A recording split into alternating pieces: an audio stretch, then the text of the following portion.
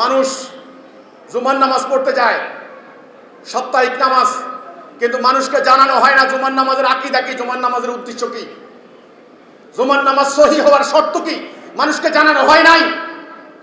তাদের ফতোয়ার কিতাবে লেখা আছে জুমার নামাজ সহি হওয়ার শর্ত কি, তারা বলুন, আমি বলবো না। সুদ হারাম, ডাকাতি হারাম, খুন হারাম, ব্যভিচার হারাম, আল্লাহর দ্বীনের বিনিময়ে নেওয়াও হারাম। এই কথা আমি বললাম কেন? আমাকে কাফের বানিয়ে দিল, খ্রিস্টান বানিয়ে দিল, নাস্তিক বানিয়ে দিল। এখন এই কথা আপনাদেরকে বুঝতে হবে, এই কথা আপনাদেরকে বুঝতে হবে।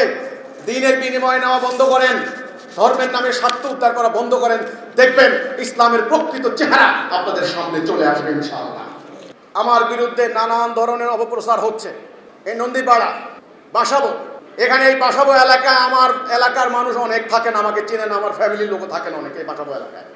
দেখেন আমার বিরুদ্ধে যে সমস্ত মিথ্যাচার অপপ্রচারগুলি করা হচ্ছে মসজিদে মসজিদে, সেখানে দাঁড়িয়ে দাঁড়িয়ে আমার নামে মিথ্যাচার করা হচ্ছে।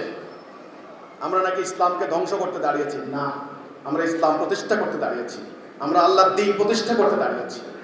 আমাদের বিরুদ্ধে মিথ্যা কথা বলে সাধারণ মানুষকে বিভ্রান্ত করা হচ্ছে। এই একটা কারণে আমরা বলেছি তোমরা দ্বীনের কোনো বিনিময় নেবে না। সম্মানিত মুরব্বীরা, আপনারা বলেন, সুদ খাওয়া হারাম না হালাল?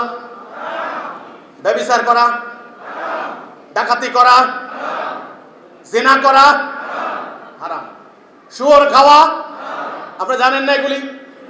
এবার বলেন দ্বীনের বিনিময়ে নেওয়া হারাম না হালাল? সেটা জানেন না কেন? আপনাদেরকে জানতে দেওয়া হয় নাই। এই কথা আমি বলেছি সূরা বাকারার 174 নম্বর আয়াত। যারা আমার আয়াত গোপন করে এবং বিনিময়ে তুচ্ছ মূল্য গ্রহণ করে, আল্লাহ তাদের পেটে আগুন ছাড়া কিছুই ঢুকায় না, তাদের সঙ্গে আল্লাহ কথা বলবেন না। হাসরের দিন তাদের সাথে আল্লাহ কথা বলবেন না। তারা হেদায়েতের পরিবর্তে গোমরাহি ক্রয় করেছে। সূরা ইয়াসিনের 21 নম্বর আয়াত আল্লাহ বলেছেন, আনুগত্য করো তাদের যারা কোনো বিনিময় চায় না, তাদের আনুগত্য করো যারা নিজেরা হেদায়েতের মধ্যে আছে। এই কথা বলা কি আমার অপরাধ? এই কোরআনের ওয়াজ করে, কোরআনের কাজ করে, কোন আমলের বিনিময়ে আল্লাহর কাছ থেকে ছাড়া কোন বান্দার কাছে কোনো কিছু আশা করা হারাম। দ্বীনের বিনিময়ে নেওয়া বৈধ নয়, এটা হারাম। শুয়োর হারাম, ডাকাতি হারাম, খুন হারাম, ব্যভিচার হারাম, আল্লাহর দ্বীনের বিনিময়ে নেওয়াও হারাম।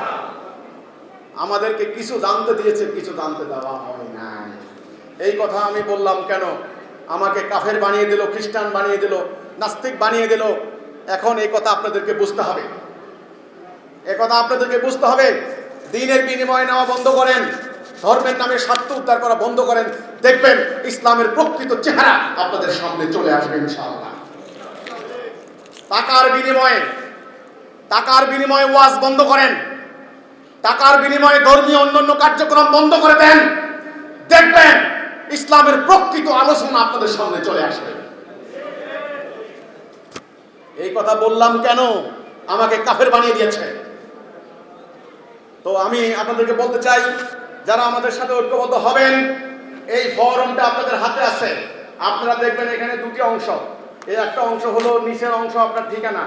এই ঠিকানা আমি নিয়ে আসবো, আমার অফিসে থাকবে, আর এই অংশটুকু আপনার কাছে থাকবে। কারা কারা আপনারা ঐক্যবদ্ধ হতে চান, আমাদের কর্মীরা আছে, তাদের হাত থেকে ফরম নিয়ে নিন। আমি মাগরিবের নামাজের পরে, ইফতারের পরে আমি প্রশ্নের উত্তর দেবো, আপনারা আমাকে প্রশ্ন করবেন। সম্মানিত ভাই ও বোনেরা, আমার কথার এই পর্বে আমি সামারি টেনে আনলাম। আজকে পৃথিবীর অবস্থা খুবই ভয়াবহ, সমাজের অবস্থা খুবই ভয়াবহ। যদি বাঁচতে হয়, যদি বাঁচাতে হয়, আল্লাহ দেওয়া দিন ছাড়া আমরা আর বাঁচবো না, আর বাঁচবো না। আল্লাহ রক্ষা করবেন মুমিনকে। রক্ষা করবেন কাকে? মুমিনকে। ওয়ালা তাহিনু ওয়ালা তাহজানু ওয়া আনতুমুল আ'লাউনা ইন কুনতুম মুমিনিন। তোমরা হতাশ হয়ো না, তোমরা নিরাশ হয়ো না, তোমরা বিজয়ী হবে যদি তোমরা মুমিন হও। আল্লাহ রক্ষা করবেন কাকে? মুমিনকে। আল্লাহ উদ্ধার করবেন কাকে? মুমিনকে। মুমিন ছাড়া কেউ রক্ষা পাবে না।